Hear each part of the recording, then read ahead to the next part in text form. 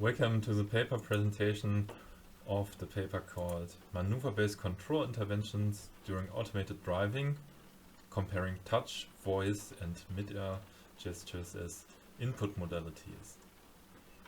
My name is Henrik Detjen and I'm from the University of Applied Sciences Ruhr-West and from the University of Duisburg-Essen. My co-authors are Stefan Geisler and Stefan Schneegers. When we talk about automated driving, we talk about these higher levels of automation in this paper. So about level 3 to 5. Because here the car can take over the control for at least a certain time. And when we talk about driving or driving control interventions, we have to look at this driving task hierarchy from Michorn first.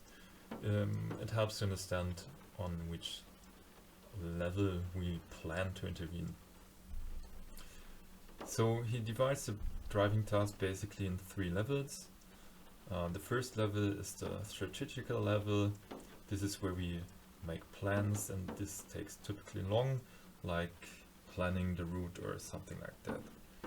The maneuver level, on the other hand, are these actions necessary to get from A to B on a more complex level. So changing the lane, taking the highway exit ramp and so on. And on control level we have these atomic action patterns, like to accomplish a certain maneuver we have to control the steering wheel and reach a certain angle and so on.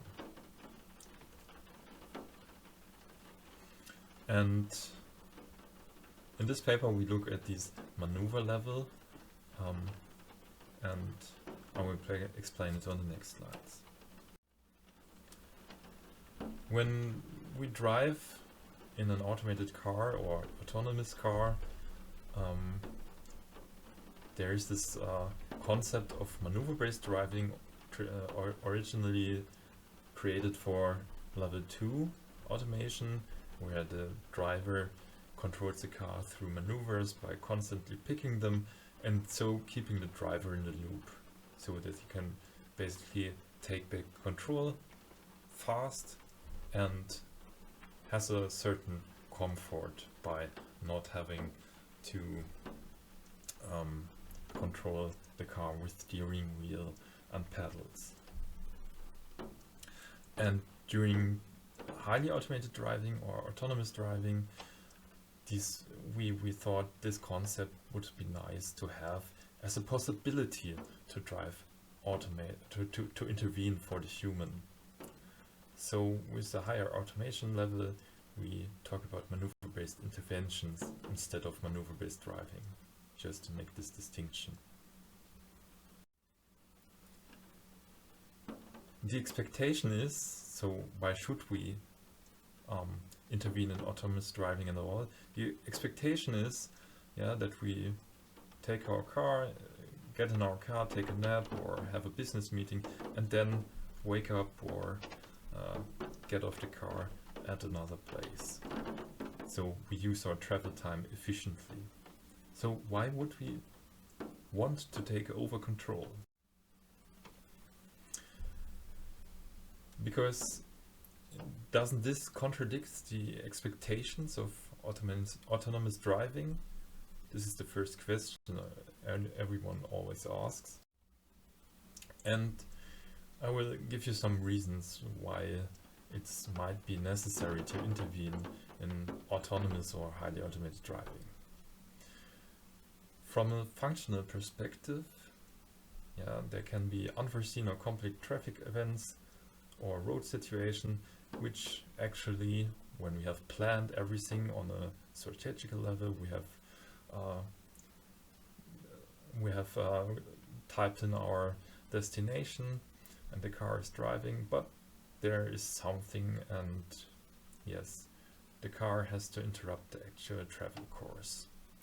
So this would be motivation to intervene in the driving process. this could be a truck, for example, which we haven't foreseen, and maybe we want to have a nice view and we are stuck behind this truck. So it would be nice to give the car a short command to take over this truck. Or there's a obstacle on the road, yes, which we have to somehow bypass.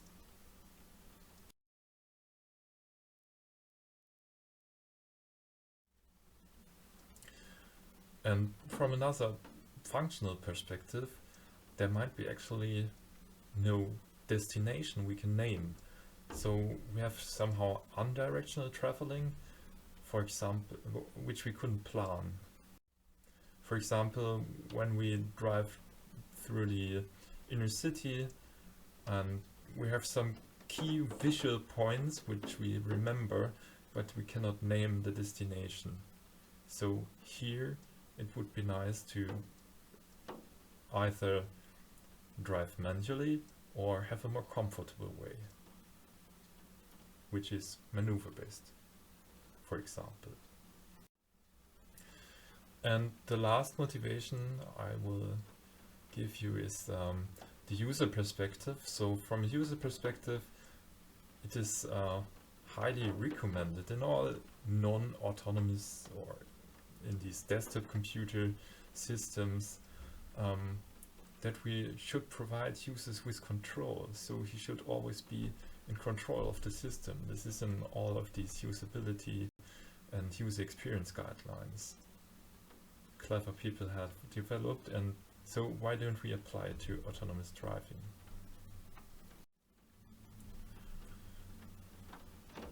With the current controls, it would be quite complex or not satisfying to type in maneuvers because simply they are not built for it. So in the car there we might not have the right location to reach a certain control, and with other mechanisms like touch, voice or meter gestures we would have another option. So this is the main motivation for a study, a pre-study we did. We elicited a set of meter gestures and voice commands that followed certain maneuvers, and we picked a maneuver catalog which was developed by Kao et al. In a project called Conduct by Wire. And building upon these project,